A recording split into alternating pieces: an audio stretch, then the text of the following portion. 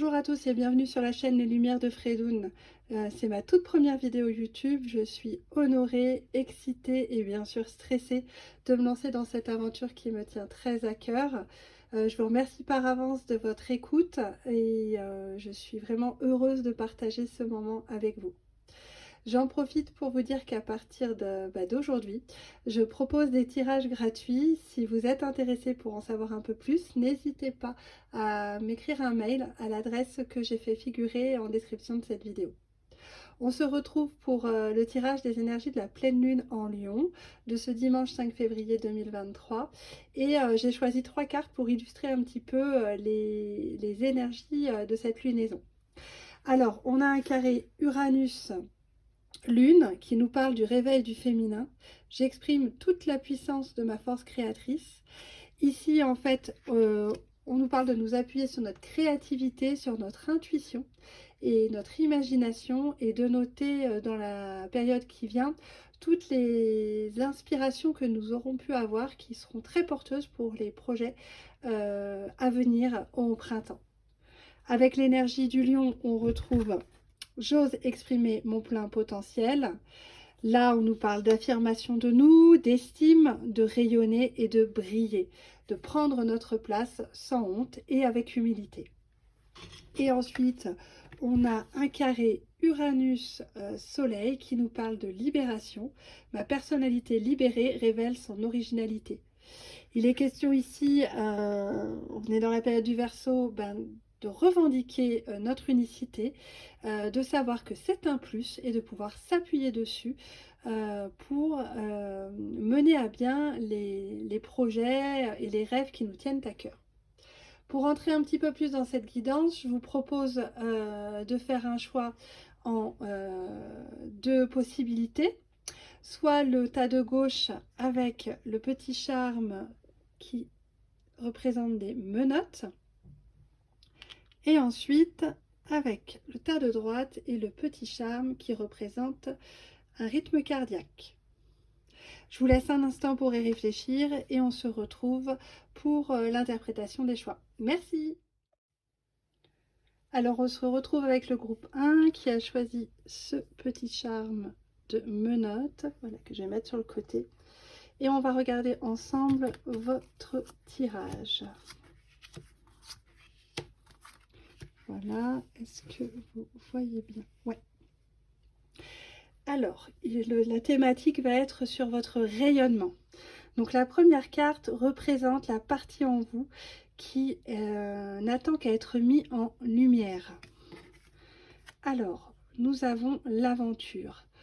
Donc là, j'ai tout de suite ressenti l'énergie du fou. On vous invite à être plus spontané, à être plus léger.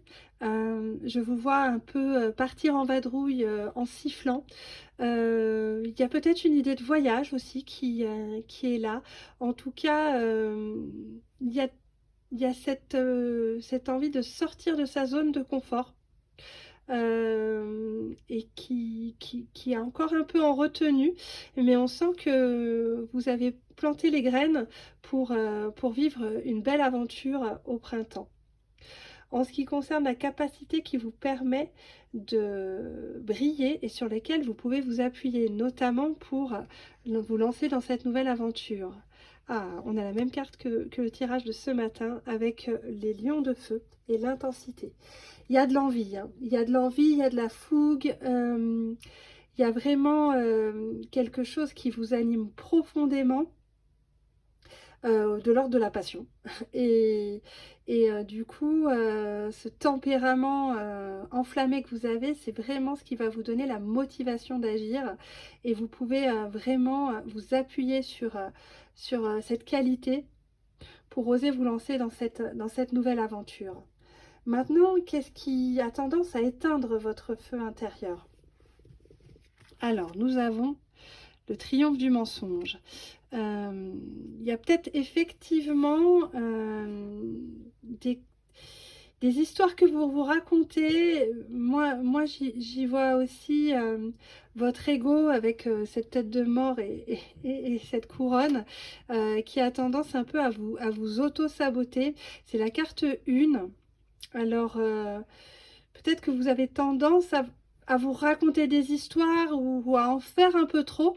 Et ça, en fait, si vous en faites trop, vous avez peut-être tendance à vous épuiser et ainsi, en fait, ne plus avoir l'énergie pour partir à l'aventure. Donc je pense qu'il est question avec ce lion, attention, je ne dis pas que vous êtes arrogant du tout, je ne me permettrai pas, mais de faire preuve d'humilité et de ne pas se raconter d'histoire sur ses capacités et sur l'énergie que l'on a à déployer. Qui va piano va sano. Ne pas vouloir briller trop vite. Voilà, j'entends comme idée.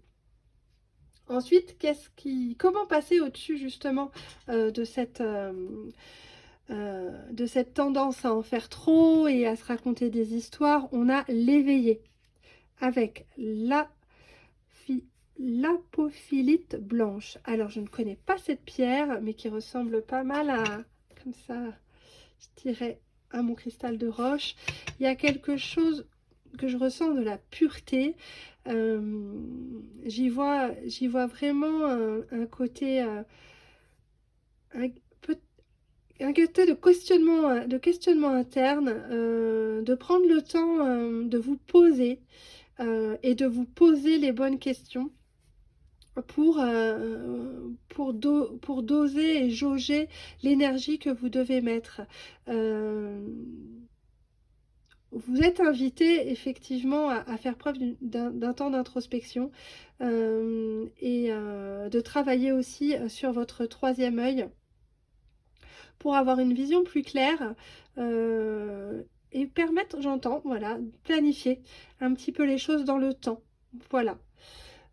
Pour ce qui est du message lumineux de la pleine lune, on a la nouvelle lune en Sagittaire qui est très optimiste et qui vous dit que la chance est avec vous. Alors, il ne s'agit pas de vous précipiter. Vous avez la volonté, la passion de vous lancer dans cette nouvelle aventure, mais n'y allez pas trop fort. Prenez un temps de pause, de structuration, de questionnement intérieur, car vous êtes guidé, si je puis dire, ou en tout cas, c'est vraiment des énergies très positives qui vous invitent. Avec le Sagittaire, on retrouve aussi cette histoire d'aventure, avec cette flèche qui s'envole. Donc, ayez confiance, mais prenez le temps. Voilà, je vous remercie pour votre attention. J'espère que cette lecture vous aura apporté quelques pistes de réflexion, renseignements, bref, tout ce qui peut vous permettre d'y voir un petit peu plus clair. Et je vous embrasse. Et bienvenue au groupe 2 qui a choisi le charme de rythme cardiaque. Voilà, je vais le poser là. Alors, on va procéder à votre tirage. La première carte représente quelle partie de vous n'attend qu'à être mise en lumière. La seconde, sur quelle capacité pouvez-vous vous appuyer pour briller. La troisième, qu'est-ce qui éteint actuellement votre feu intérieur. La quatrième, comment passer au-dessus des braises. Et la cinquième, le message lumineux de la pleine lune. Alors, cette graine que vous avez plantée, le sacré avec l'aubépine. Alors j'y vois bien sûr de la spiritualité, mais un peu comme on a tendance, je sais, à dire ces temps-ci, une spiritualité ancrée en lien avec l'écologie. J'entends le mot écologie. Donc s'agit-il de développer votre rapport à l'écologie, de le renforcer il y a vraiment une présence de nature, de ritualiser sa vie dans la simplicité. Voilà quelles seraient vos aspirations. Alors, sur quoi vous vous appuyez? Vous pouvez vous appuyer comme qualité. La tisseuse avec le piège. Alors, ici, en fait, vous êtes un fin stratège. Vous savez élaborer des plans et voir les différentes étapes qui peuvent vous mener à votre but. Également, avec cette araignée qui tisse sa toile, j'y vois l'idée de réseau.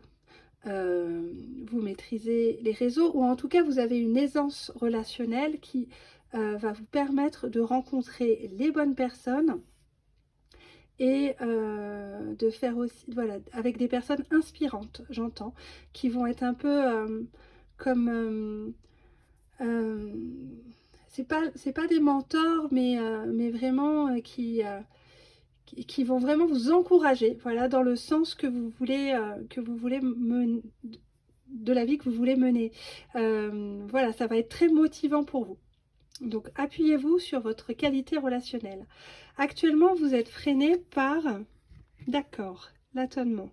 Très 10 d'épée, j'en peux plus, j'en ai plein le dos, je suis fatiguée. Cette jeune femme, elle ouvre les bras. Elle demande de l'aide, en quelque sorte. Alors, je vous invite au repos, au calme, à pouvoir vous confier à des proches, à des thérapeutes, ce que vous voulez. Mais il faudrait alléger clairement ce qui vous pèse actuellement parce que ça nuit à vos aspirations.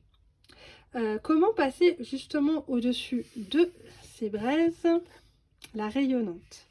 Ok, avec l'ambre. Alors bien sûr, vous pouvez travailler avec toutes les énergies du plexus solaire, l'ambre ou toute pierre qui serait reliée. Je vois aussi que vous avez besoin de vitamine D, alors sortez, profitez des rayons du soleil, la lumière est en train de grandir, donc prenez vraiment ces rayons pour vous, et puis ce qui peut vous aider, c'est d'être bien entouré, de vous appuyer sur votre charisme, d'aller vers les autres, de partager des moments de convivialité, et de vous sentir justement soutenu et épaulé à ce moment-là. Ça va vraiment vous permettre de relativiser et de retrouver un regain d'énergie. Voilà ce que je perçois. Et donc le message lumineux de la pleine lune en Lion, nouvelle lune en Bélier, il est temps d'agir. Alors, du coup, il y en a qui attendent le printemps, mais en ce qui vous concerne, ça va se mettre en place plus vite, ou en tout cas, on vous y invite. Faut pas non plus... faut pas non plus mettre le chariot avant les bœufs, la charrue avant les bœufs, pardon. Le chariot, c'est l'année du chariot, c'est parce qu'on en entend tellement parler.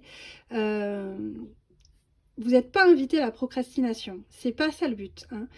Du repos, du soutien, mais avec cette pleine lune en Lion, on vous dit vraiment d'y aller, d'oser, aspirer à cela, d'utiliser vos compétences et de vous faire bien soutenir parce que vous le méritez très clairement, et